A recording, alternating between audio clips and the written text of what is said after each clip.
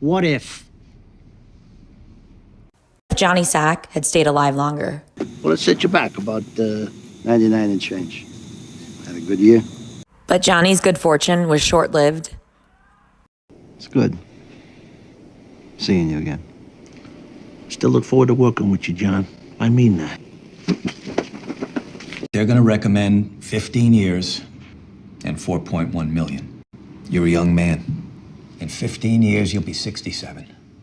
The golden years. Do I have to do the allocution? Were you employed by or associated with the New York faction of an organized crime family of La Cosa Nostra? Could have been worse. He could have flipped. You don't ever admit the existence of this thing. Practically the whole point.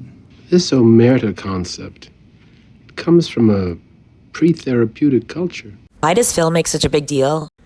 The omerta.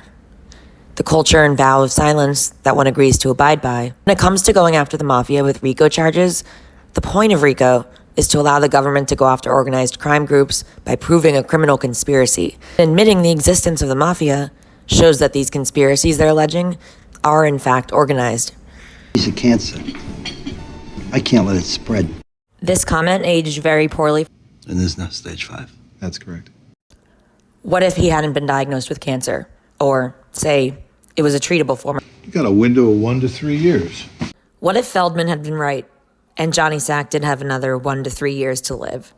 You keep the home, the $45K in equity from the girl's variable life insurance, and Ginny's IRA, which is worth about $110. I diverted a truck, whole semi-trailer full of Central multivitamins. All right. But in this case, I'm thinking we spare John the stress of having to hear about this. So Phil, as acting boss, was already keeping things from Johnny Sack, even before he pled guilty or took any deal. It's all you want about John. He understood that ours was a mutually beneficial arrangement. John's folding laundry in fucking Danbury. It's on my shoulders to take care of the family, even if he's boss just in name.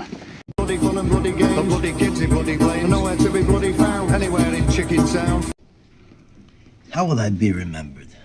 On the street, though, I mean. From what I know, you were well liked, John. Respected across the board, despite the allocution even. God knows guys have actually named names for a hell of a lot less than what you were looking at. You asked me to bury the hatchet, John. I'm doing it out of respect to you. Would any of that respect remained after Johnny pled guilty and did the allocution? Would he still keep that hatchet buried? We see John's picture hung up on the wall next to the other former boss who had passed away, Carmine Sr., as well as Phil's brother, Billy.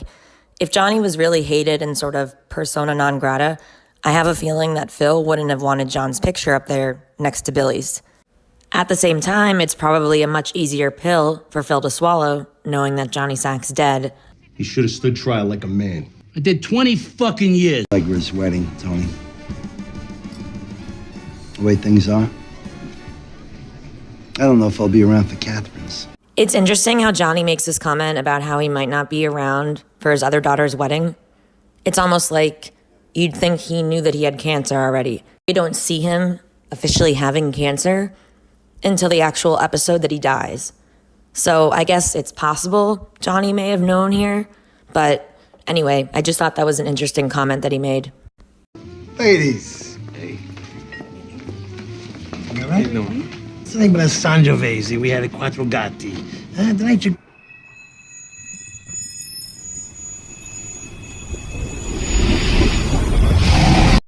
If Johnny Sack hadn't been dying of cancer, would there have been this additional power struggle? And would Doc Santoro have put out a hit on Jerry Torciano like he did here? This family of yours. I could see now Doc Santoro uses one of my guys as a diversion. And then taking it a step further, would there have been this dinner between Doc and Phil? I told Tommy DeLeo, you're the boss now. How's Patricia? You mind? Go ahead.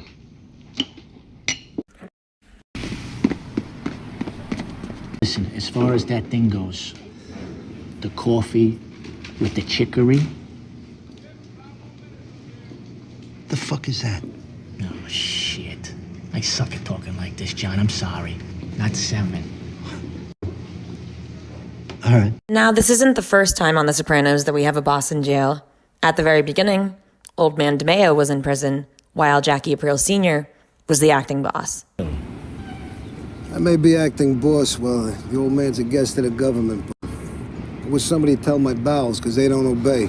Maybe I should name a successor. Old Man DeMeo was sentenced to life in prison, at which point Jackie Aprile Sr. became the acting boss. But for all intents and purposes, he was more like the boss. Old Man DeMeo was never getting out, and he became pretty much irrelevant. And I'm not even going to blame Phil. John Sacrimoni, my friend. I'm sorry to say, was an insecure guy. And he created a constant tension within his own family, which spilled over.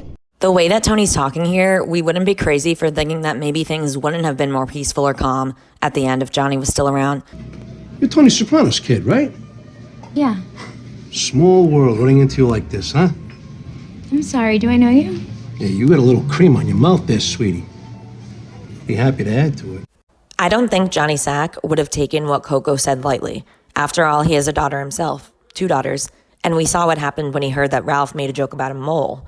Even though this is Meadow and not Ginny or one of Johnny Sack's daughters, Johnny Sack is a dedicated father in addition to a dedicated husband, and I don't think he would have been okay with Coco doing that.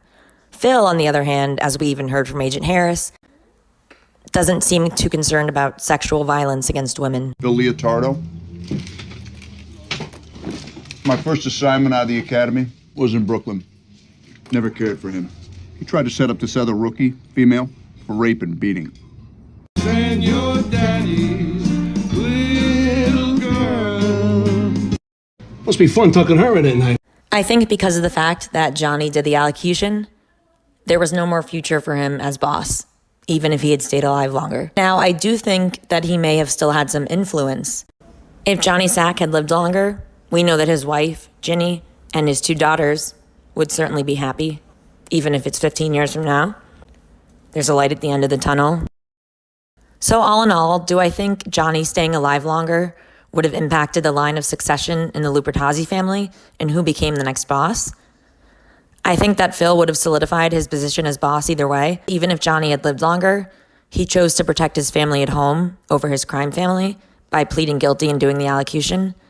I do think it's possible that the all-out war at the end could have been avoided or changed somehow, given Tony and Johnny's longtime friendship. Even if Johnny's no longer in charge, I'd have to think that someone would get him the message that shit was out of control, and he would have tried to help. Historically, Carmine always said the Sopranos are nothing more than a glorified crew. Family. I told you. They're a glorified crew.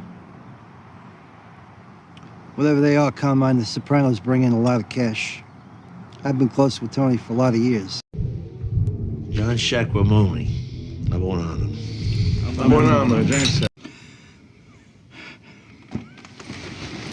Thank you for your candor. Thanks for watching. I hope you enjoyed this little Sopranos hypothetical.